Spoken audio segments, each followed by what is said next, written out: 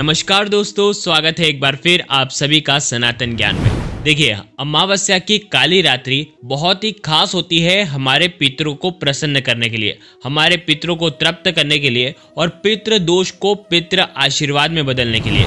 अमावस्या के दिन कुछ खास उपाय अगर आप करते हैं तो आपके जीवन में पितृ जो है, पितृ से जुड़ी जो भी समस्या है वो सब दूर होती है। देखिए, अमावस्या जब कोई विशेष वार पर आती है तो बहुत ही खास और दुर्लभ योग का निर्माण करती है।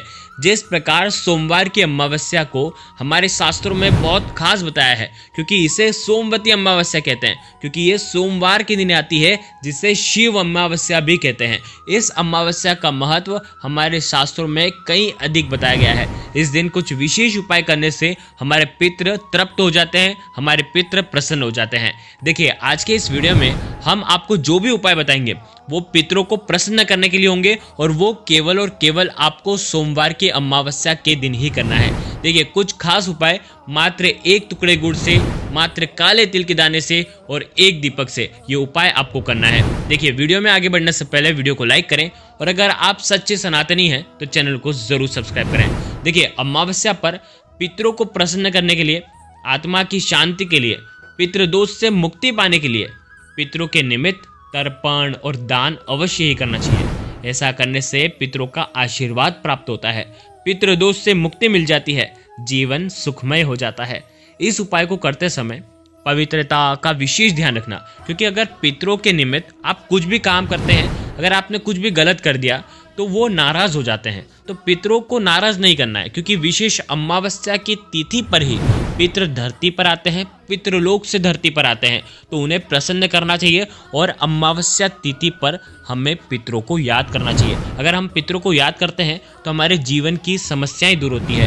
हमारे जीवन में जो संतान से जुड़ी कोई समस्या है, संतान गलत मार्ग पर जा रहा है, संतान होने में समस्या आ रही है, वंश की वृद्धि नहीं हो पा रही है, साथ ही साथ धन की कमी हो रही है, जीवन में व्यापार अच्छा नहीं चल रहा है, नौकरी ढंग से नहीं चल पा रही है, वैवाहिक जीवन ढंग से नहीं चल पा रहा है, तो ये कई कारण होते हैं पितृदोष के। तो इसीलिए पितरों को प्रसन्न करते हैं ना, तो हर क्षेत्र में हमारी उन्नति होती है। साथ ही साथ कुछ विशेष तिथियों पर ही हमें पितरों को याद करना चाहिए, जैसे कि सर्व पितृ अमावस्या के दिन बहुत ही खास होता है और साथ ही साथ सोमवार की अमावस्या, ये दो अमावस्या विशेष बहुत खास होती है। वैसे तो आपको हर अमावस्या के दिन पितरों को याद करना चाहिए। ऐसा करने से पितरों का आशीर्वाद प्राप्त होता है, पितृदोष से मुक्ति मिल जाती है और जीवन सुखमय हो जाता है। देखिए, इस उपाय को करने के लिए जब आप स्नान करेंगे अमावस्या के दिन, सोमवती अमावस्या के दिन, तो स्नान वाले पानी में आप काले तिल, थोड़े से काले तिल डाल करके आपको स्नान करना चाहिए और उसके बाद स्वच्छ वस्त्र धारण करने के बाद आपको ये उपाय करना चाहिए। देखिए, ये उपाय वैसे तो रात्रि में होता है, तो यदि आप सुबह स्नान कर लेते हैं तो शाम को हाथ मुंह धो करके आप ये उपाय कर सकते हैं। पहला उपाय है दीपक वाला, जो कि आपको रात में करना है। देखिए, करना क्या है, आपको मात्र एक दीपक लेना है। दीपक कैसा भी चलेगा, माटी का भी ले सकते हैं, आटे का भी ले सकते हैं। अगर आटे का दीपक ले रहे हैं तो शुद्ध जल मिलाकर बिना नमक का आटा मढ़ना, यानी कि आटे के अंदर आपको नमक नहीं डालना है, बिना नमक का आटा मढ़ना और उसका दीपक तैयार करना और उस दीपक के अंदर आपको रुई की बाती लगानी है, लंबी बाती। देखिए, हमारे शास्त्रों में इतना विस्तार में बताया गया है कि लंबी बाती पितरों के निमित्त क्यों लगाई जाती है। लंबी बाती अर्थात वृद्धि के लिए। लंबी बाती आपके जीवन में धन की वृद्धि करती है, आपके व्यापार में वृद्धि करती है, आपके वंश की वृद्धि करती है, इसीलिए लंबी बाती का उपयोग किया जाता है। देखो, इस दीपक के अंदर आप शुद्ध घी भी डाल सकते हैं, साथ ही साथ सरसों का तेल। विशेषकर अगर आप पितरों के लिए करते हैं तो सरसों का तेल सर्वोत्तम होता है, लेकिन कई जगह सरसों का तेल नहीं मिल पाता है तो वो घी का भी उपयोग कर सकते हैं। ध्यान रखना, दूसरा कोई भी अन्य तेल आपको उपयोग में नहीं लेना है, क्योंकि ये उपाय आप पितरों के लिए कर रहे हैं।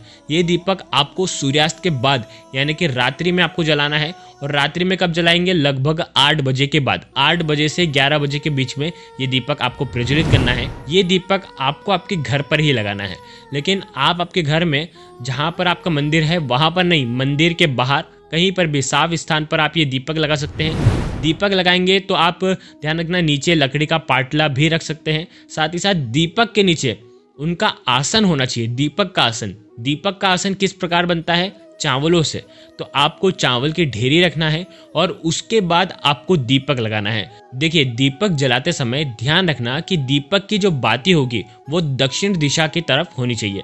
इस दीपक को आप आपके घर में दक्षिण कोने में भी रख सकते हैं, साथ ही साथ किसी भी कोने में रखते हैं ना तो भी आपका जो दीपक का जो मुख होगा, दीपक की जो लो होगी वो दक्षिण दिशा की तरफ होनी चाहिए। दक्षिण दिशा में होता है पितृलोक। माना जाता है कि पितृ पक्ष में पितृलोक से दक्षिण दिशा से ही पितृ हमें आशीर्वाद देने आते हैं, और अमावस्या पर भी जब वो आते हैं तो वो दक्षिण दिशा की तरफ से ही आते हैं।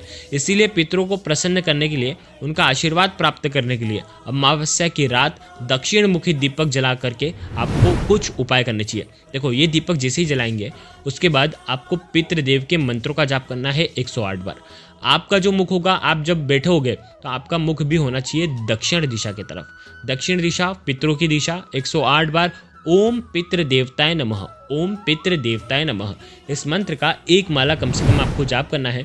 आपको पितरों से प्रार्थना करनी है कि हमने कभी भी कुछ भी गलती की हो उसके लिए हमें क्षमा करें और हमें प्रसन्न करें, हमारे घर में सुख समृद्धि लेकर के आए। ऐसे आपको शुभ भाव के साथ आपको ये दीपक प्रज्वलित करना है। देखिए, ध्यान रखना, ये दीपक जल करके शांत हो जाता है तो आप अगले दिन क्या करना, यदि आटे का दीपक है या चावल है तो चावल तो पक्षियों के लिए आप आपके घर की छत पर डाल सकते हैं। साथ ही साथ ये चावल के दाने और ये जो आटे का दीपक है आप किसी भी देव वृक्ष के नीचे रख करके आ सकते हैं। ध्यान रखना, पीपल में रख करके आते हैं तो सर्वोत्तम होता है। देखिए, ये हो गया पहला उपाय। अब देखो, दूसरा उपाय आपको करना है गुड़ और काले तिल का। देखो, पितरों को काले तिल तृप्त करते हैं, पितरों को काले तिल प्रसन्न करते हैं। भगवान विष्णु को भी काले तिल प्रिय हैं, शनि देव को भी काले तिल प्रिय हैं। गुड़ और काले तिल का ये उपाय करने से आपके नवग्रह की पीड़ा भी शांत होती है। तो क्या करना है, देखो, काले तिल और गुड़ के भी 2 उपाय हैं विशेषकर, जो इस वीडियो में हम आपको बिल्कुल विस्तार से बताएंगे। देखो, क्या करना है आपको, अमावस्या के दिन सूर्यास्त से पहले पहले इस उपाय को करना है। आप क्या करेंगे, एक टुकड़ा गुड़ का लेंगे, काले तिल के कुछ दाने लेंगे। ये गुड़ और काले तिल को आपको मिला लेना है और ये गुड़ और काले तिल आपको पितरों का स्मरण करते हुए आपको किसी भी पीपल के वृक्ष की जड़ में आपको रख करके आ जाना है।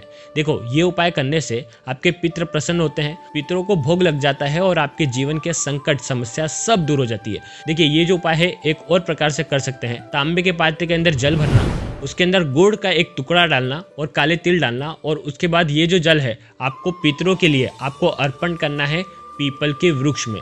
पीपल के वृक्ष में जब आप अर्पण करेंगे तो आपका मुख होना चाहिए दक्षिण दिशा की तरफ और आप बोलेंगे ओम पितृ देवताय नमः। इस मंत्र का आप जाप कर सकते हैं। ये भी उपाय बहुत खास है। ये उपाय केवल और केवल सूर्यास्त के पहले करना, सोमवती अमावस्या के दिन। ठीक है। अब तीसरा उपाय भी बहुत खास है। हमारे हिंदू धर्म में, हमारे हिंदू शास्त्र में, हमारे प्राचीन ग्रंथों में हम उल्लेखित है कि जो गौ माता होती है उनमें 33 कोटि देवी देवता का वास होता है। तो यानी कि गौ माता बहुत ही पूजनीय है और गौ माता के वहां पर ही आपको ये उपाय करना है।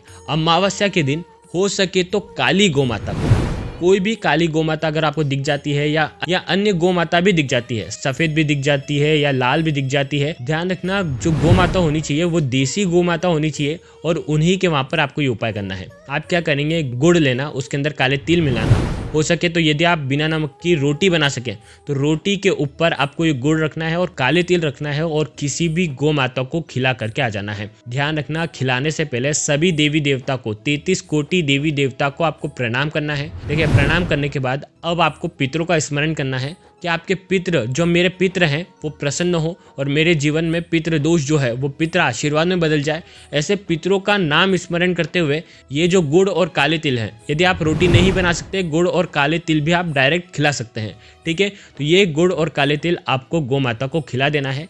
इस उपाय को करने से आपके पितृ प्रसन्न होते हैं, क्योंकि पितरों के निमित्त अगर आप अमावस्या पर कुछ भी उपाय करते हैं तो पितृ उन्हें स्वीकार करते हैं और हमारे जीवन से पितृ दोष दूर हो जाता है। ध्यान रखना, इस प्रकार से आप गौ माता को खिला दें और उसके बाद वापस से आपकी जो भी इच्छा है वो आपको बोल देना है। ध्यान रखिए, जो भी आप पितरों के निमित्त जो भी उपाय करते हैं, उपाय करने के बाद आपको आपके घर में आ करके आपके जो हाथ हैं उन्हें शुद्ध जल से धोना है, क्योंकि पितरों के जो भी उपाय करते हैं अगर हम इधर उधर उनके हाथ लगाते हैं तो इससे हमें दोष लगता है। तो इससे हमें दोष लगता है, तो इस बात का भी हमें ध्यान रखना चाहिए। बहुत ही आसान से सरल तरीके से ये सुंदर से उपाय जो कि आपको सोमवती अमावस्या के दिन विधि पूर्वक करना है, हमने आपको बताने का पूरा प्रयास किया है। ध्यान रखना, सनातन ज्ञान पर अगर आप पहली बार आए हैं तो चैनल को जरूर सब्सक्राइब करना और कमेंट में जय पितृदेव, आपके पितृ हमेशा आपके ऊपर आशीर्वाद बनाए रखें, इसीलिए आपको कमेंट में जय पितृदेव जरूर लिखना है। धन्यवाद।